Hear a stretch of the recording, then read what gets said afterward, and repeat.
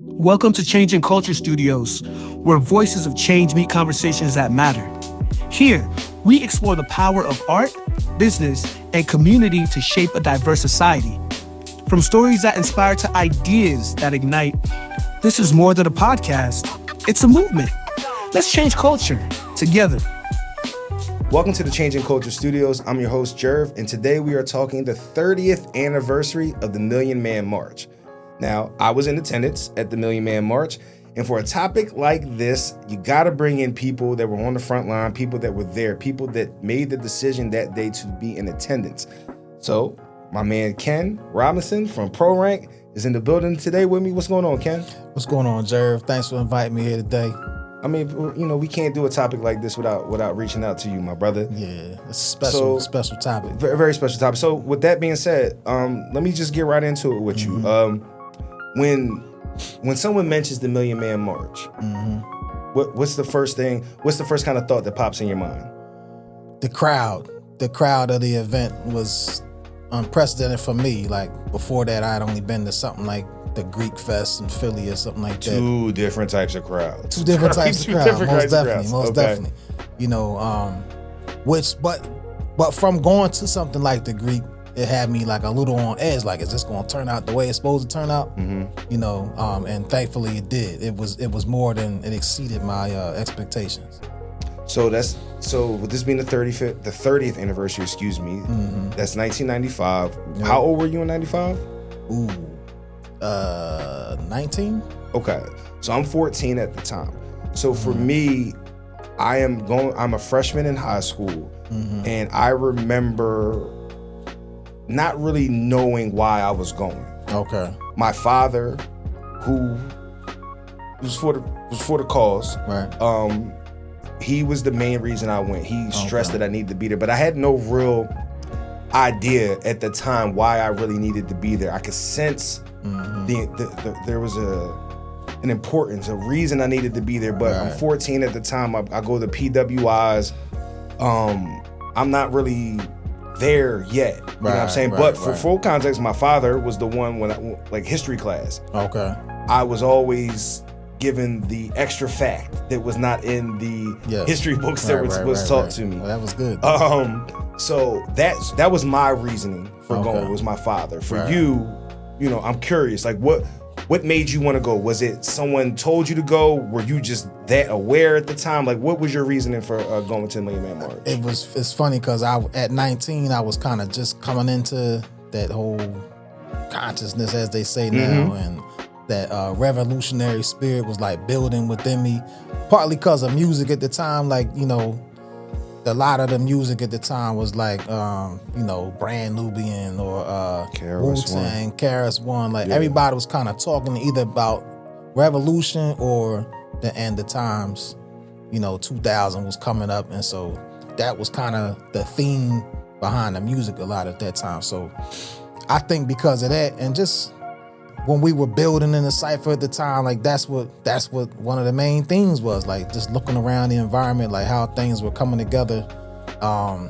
And I used to listen to a lot of Farrakhan tapes, so I was aware like what he was, you know, doing with the NOI and everything. So I was looking forward to actually not meeting him, but being in seeing him in person. Yeah, you know what I'm saying? So that was another thing for me. I had never seen Farrakhan, and so I was looking forward to seeing. Didn't get to see him too much because it was such a large crowd, but you could hear his voice everywhere. Now, were you there when they made the announcement that there was a million?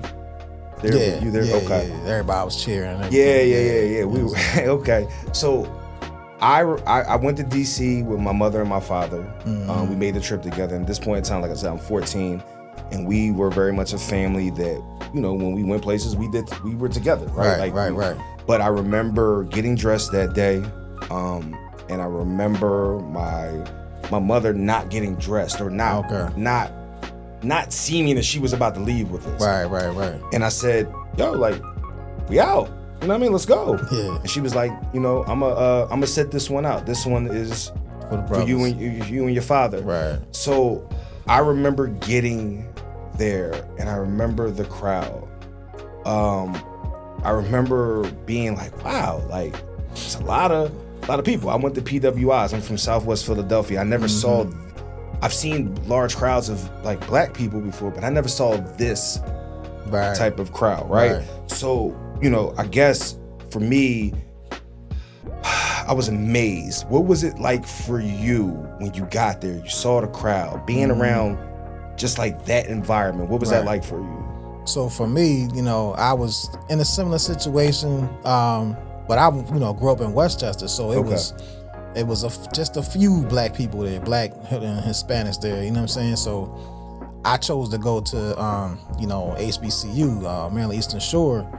So that in itself was my first time just being around like all black people. You know what I mean? So by 95, like October 95, I had kind of been used to that, you know, that environment. But again, like to be in a crowd of 1 million, I don't think that I'd ever, and I haven't even since been in a environment with that many people, just in general, whether they were going to be peaceful or it was some kind of riot going on. You know what I'm saying? I think that's what they kind of thought was going to happen that day, was that we were going to come down there and riot, because it was, you know, I don't know, was the National Guard there?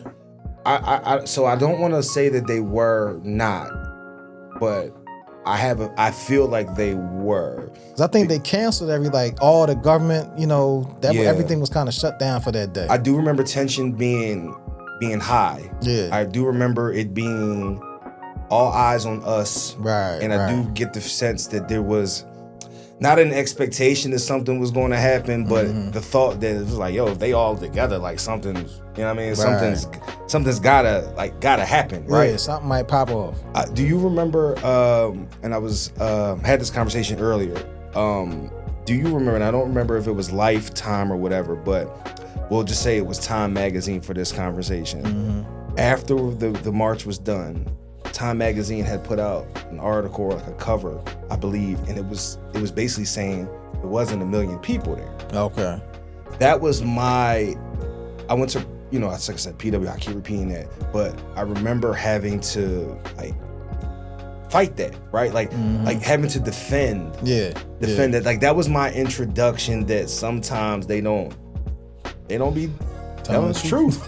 You know what I'm saying? Right. Like, so I again, I'm younger than you at that time. That is what I came back with. I came back with the sense that I needed to stand up and confirm that there was 1 million people, 1 million plus positive black people together getting the message. What was it like for you when you came back? What did you take from the moment? What was your thought process when you got back, as far as, you know, I don't know whether it was what you expected or what you wanted to do or something?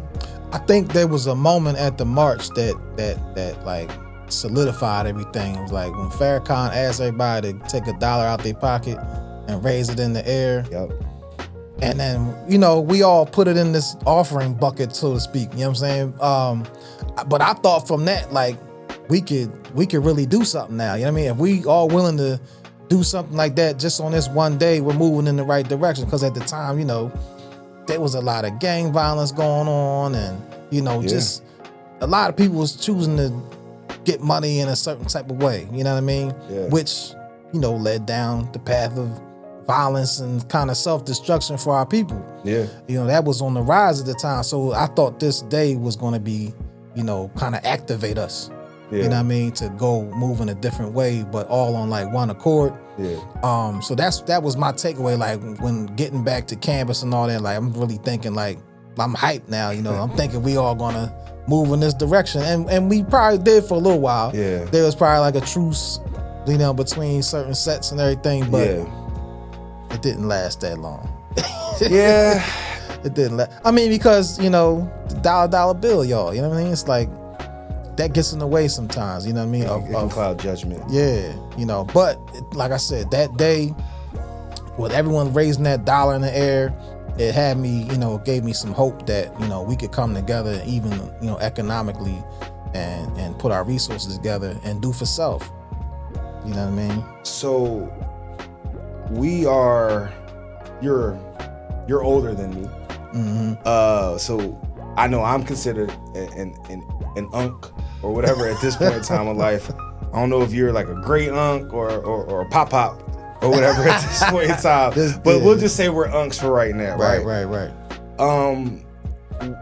what would you, as an older statesman, you and myself, people that were there, you know, obviously we're different age brackets, so our mind frames were a little bit different, but we were there, and there's a strong generation that doesn't know probably much about it, right? Because about the march, you mean? Because I don't feel like it's been something that has been talked about, right? So, as someone that was there and they can describe it, if a younger generation person was to ask you, like, what was it? Like, how would you describe it to them? It was similar to a protest, but we're protesting we're protesting ourselves, because we, up to this point, we haven't been unified for a long time, probably since the 60s or 70s as a people. And so this is a way to show even ourselves that, well, I should say first ourselves, that we can be unified, at least for a little bit of time, you know what I mean? And then grow from there. I think that's what I would start out telling a younger person, you know what I mean? That this is kind of what we meant to do as a people, like to get out of the situation that we're in. We need to think like that, you know what I mean? Like whereas we need to come together, and actually, working here at ProRank, this is like the first time that I've really been a part of something that, is willing to, work together to create some type of change in the world. Trying to change culture. Trying to change the culture, exactly. So it's been 30 years is that's crazy. As crazy as that sounds, because it puts in perspective where I'm at in life. But I mean, it's been 30 years later, right? If you look at our community now, what do you think the Million Man March, what do you think, if anything, our community took from it? I think that at least our generation, they put a battery in our back. I think, from there, it gave us like a mission, sort of like marching orders. I'm sure that's what, I don't remember everything Farrakhan was talking about that day. Yeah. I'm sure it was something in the area of like, if we work together, we can create something and get ourselves, We don't need it. Yeah. We don't need them. Yeah. We can get ourselves out of this situation.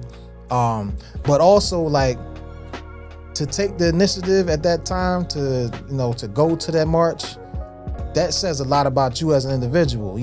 An individual can decide, can make this decision to go and represent for the community and come together. That's showing leadership within oneself.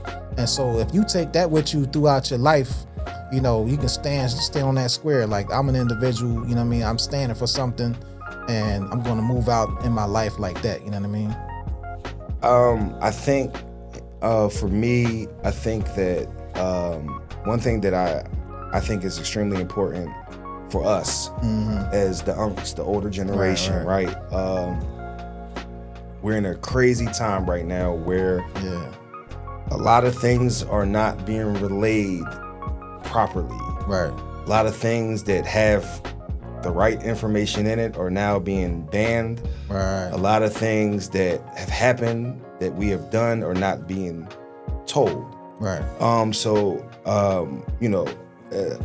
I guess, I'm challenging everyone. I'm challenging you, myself, anyone that was there, to see the importance, especially now, especially with the attention that's going to be put on it with the anniversary and everything, to talk about it. Because if we don't, we're at the mercy of whatever they decide to say happened. And we were there. We know what happened. We know that it was 1 million by 9:30 in the morning.